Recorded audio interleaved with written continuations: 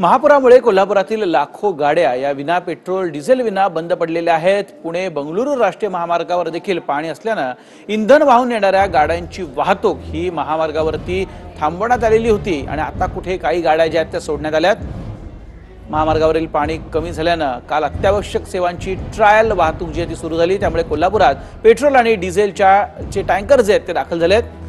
त्यामुळे कोल्हापुरामध्ये petrol पंपावरती petrol डिझेलसाठी लांबच्या लांब रांगा ज्या आहेत त्या लागल्यात। सकाळी 7 वाजल्यापासून रांगेत थांबले। आता माझा नंबर आलाय, पण लोकांनी जरा सहकार्य करायला पाहिजे, कारण की लाईन भरपूर असल्यामुळे गर्दी तर वाढलेली आहे। पेट्रोल सगळ्यांना मिळणारच आहे, पण कसं लोकांनी जरा सहकार्य करायला पाहिजे, व्यवस्थित पेट्रोल घेऊन जायला पाहिजे। रात्री 9 वाजता आपण पेट्रोल चालू केलेला आहे आणि सुरळीतपणे आता बऱ्यापैकी वाहतूक होत आहे। टँकर पण कोल्हापूरमध्ये आपल्याकडे आलेले आहेत। तर लोकांना आवाहन आहे की त्यांनी कृपया प्लीज त्यांना जसं हवा असेल त्या पद्धतीने घ्यावं पेट्रोल, फक्त शांतपणाने घेणं हे गरजेचं आहे। आम्ही काही लोकांना मदत करायसाठी थांबलेलो आहे, प्रशासनही त्याच्यासाठी तयारच आहे आणि ह्याप्रमाणे सगळे चालूच आहे आता सध्या। फक्त लोकांनी शांततेने फक्त घ्यावं एवढीच आमची इच्छा आहे।